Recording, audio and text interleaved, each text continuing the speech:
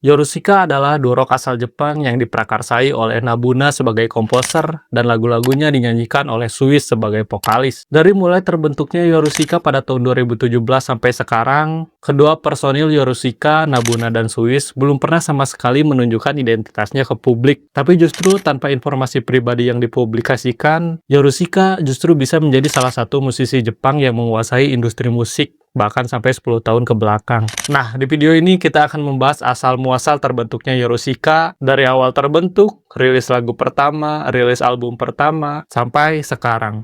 Karena kamu Yorushika, aku Yorushika.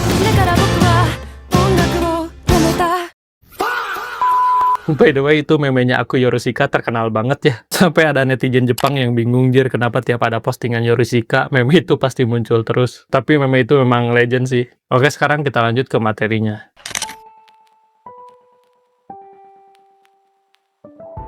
Seperti yang udah kita semua tahu dan gue jelasin di awal, kalau Yorushika ini terbentuk pada tahun 2017. Nah, sebelum membentuk Yorushika, si Mas Nabuna ini namanya memang udah cukup gede nih di skena musik indie Jepang. Nabuna itu dulunya terkenal sebagai produser Vocaloid. Pasti kalian udah nggak asing dong ya sama Vocaloid. Nah, buat yang belum tahu, jadi Vocaloid itu kayak sistem bank suara yang dibuat sama Yamaha untuk menciptakan nyanyian virtual, alias robotik gitu ya. Yang paling terkenal ya kayak Hatsune Miku, Meguri Luka, dan lain-lain. Jadi, Mas Nabuna ini sama kayak Ayase-nya Yoasobi ya, sama-sama berawal dari produser Vocaloid. Nah, intermezzo dulu, by the way, gue juga pernah bikin beberapa musik Vocaloid ya. Barangkali aja ada yang mau denger ini mah. Ntar gue taruh linknya di deskripsi ya. Pokoknya nanti komen aja. Oke, back to the story.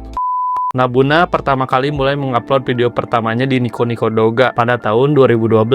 Jadi Nico Nico Doga ini kayak situs berbagi videonya di Jepang ya. Lalu pada tahun 2013, lagunya yang berjudul Tomei Elegi bisa mencapai peringkat pertama harian di Nico Nico Doga. Kalau YouTube mah ya ibarat kayak trending topiknya gitulah ya. Dulu sih, sekarang udah nggak ada trending topik. Jadi sebelum bikin Yorushika pun, nama Nabuna ini udah cukup gede ya di skena kalangan musik indie Jepang. Selain itu, Nabuna udah ngeproduksi 2 album dari UNR Record. UNR Record itu adalah anak perusahaan dari pemilik Nico Nico Doga. Dan ini bagian yang paling seru, awal pertemuan Suis dan Nabuna.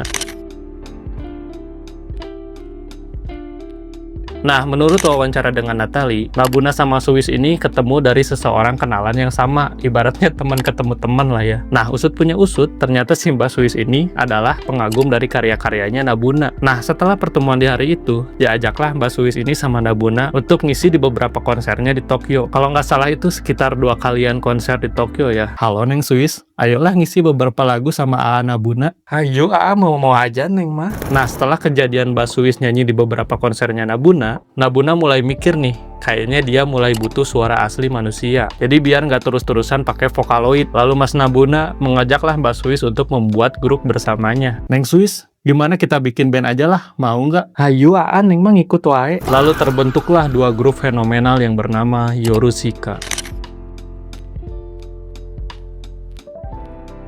Nama Yorushika ini diambil dari lirik lagu Yorushika yang berjudul The Cloud and the Ghost, yang liriknya Yorushika mo nemurezuni, yang berarti aku hanya bisa tidur di malam hari. Long short story, setelah membentuk Yorushika hingga April tahun 2026, Yorushika telah merilis total 6 album studio yang terdiri dari 3 EP dan 3 album penuh, serta 1 album digital terbaru yang kemarin baru aja rilis yang berjudul Second Person, yang dirilis Maret 2026 kemarin ya. Nah, bahkan semua album Yorushika ini masuk dalam Oricon Album Charts dan Billboard Hot 100 Album Japan, yang mana itu bukan sekedar platform kaleng-kaleng ya, itu cukup bergengsi. Nah guys, di album terbaru yang ini kalian paling suka lagu yang mana? Kalau gua mah Chidori ya, atau Flower, apalagi pas bagian Kaze ga watashi wa yondeiru, yang bagian yondeiru-nya itu loh nempel banget. Kalau kalian suka yang mana di album terbaru guys?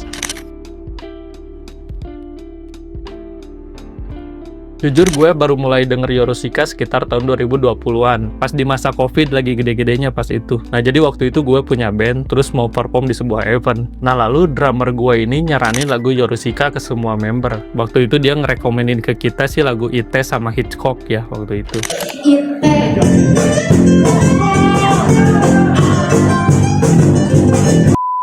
Pas pertama kali gue denger, asli langsung mind blowing banget. Riff gitarnya yang ringan tapi ngisi banget, suara overdrive gitarnya yang melodius, dan tentu aja suara vokal Swiss yang sangat merdu. Membuat gue langsung jatuh hati pada Yorushika di hari itu. Dan setelah gue cari tahu tentang liriknya, tema-temanya pun dalam-dalam ya. Walaupun gue pernah baca di forum Warlock Jepang ya, tapi kata mereka, lirik lagu Yorushika itu rada sulit buat dipahami ya. Ya mungkin karena terlalu filosofis ya, tapi justru itulah yang membuatnya semakin menarik. Menurut pendapat gue yang seorang gitaris, ini mah pendapat gue pribadi ya, kalian boleh berpendapat. Menurut gue, musik Yorushika itu campuran antara pop, rock, blues, sama rock time jazz, yang mana biasanya musik itu lebih mengkiblat ke Amerika. Tapi jeniusnya Nabuna ini bisa mengcombine semuanya menjadi satu aliran musik yang khas. Dalam mengaransemen lagu, biasanya Nabuna ini menggunakan gitar Telecaster, terutama di album awal-awal Yorushika yang masih ngerok banget musiknya. Buat teman-teman yang awam gitar, jadi Telecaster itu gitar yang biasa dipakai Mas Eros Ceylon Seven ya. Makanya dulu pas awal-awal gue denger Yorushika, denger riff gitarnya itu jadi keinget gitarnya Mas Eros. Atau di album baru seperti Second Person, Nabuna mulai sering pakai gitar Stratocaster, tipe gitar yang juga sering dipakai gitaris-gitaris blues seperti Stevie Ray Vaughan, John Mayer, dan lain-lain. Di beberapa lagu, Nabuna banyak menggunakan teknik yang umum dimainkan oleh gitaris-gitaris blues, seperti teknik pull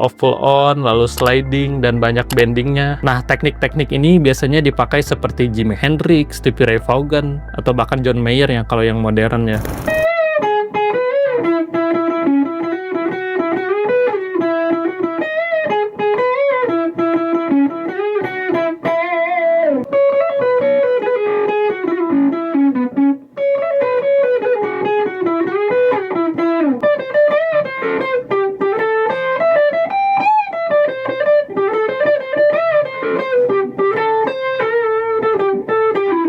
Jadi asumsi gue pribadi, asumsi gue doang ini mah ya, Mas Nabuna sepertinya suka tuh ke gitaris-gitaris yang gue sebutin tadi. Ya walaupun cuma asumsi pribadi gue ya, soalnya pas gue cari tahu tentang gitaris favoritnya Nabuna, gue nggak menemukan informasi apa-apa ya. Barangkali kalian ada yang tahu, boleh komen oke? Ya maaf ya pembahasannya malah jadi rada teknis kayak gini.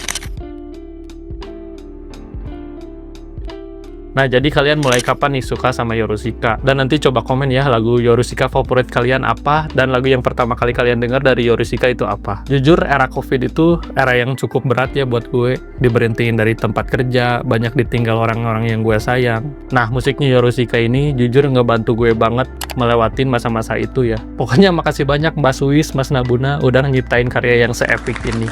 Kalau lagu Yorushika all time favorit gue apa ya?